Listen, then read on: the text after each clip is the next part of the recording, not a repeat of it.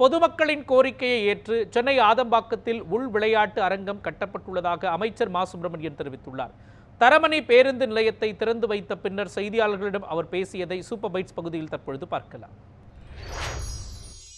வேளச்சேரியில் இன்னொரு பணியாக 175வது வட்டத்தில் அமைந்திருக்கிற மாநகராட்சி விளையாட்டு திடலில் ஒரு உள் விளையாட்டு அரங்கம் ஒன்று வேண்டும் என்கின்ற கோரிக்கை அப்பகுதி இளைஞர்களால் தொடர்ந்து கோரப்பட்டு கொண்டிருந்தது.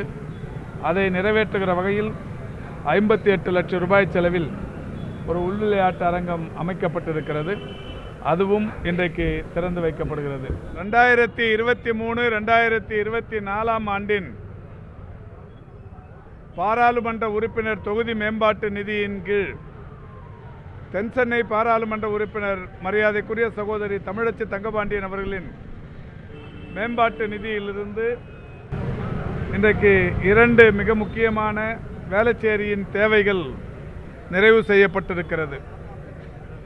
வேளச்சேரி சட்டமன்ற தொகுதிக்குட்பட்ட 178வது வார்டில் தரமணி பகுதியில் இங்கே பேருந்து நிழற்குடை பேருந்து நிறுத்தம் என்கின்ற வகையில் பெரிதாக்கி தர வேண்டும் என்கின்ற கோரிக்கை நீண்ட காலமாக இருந்து வந்தது.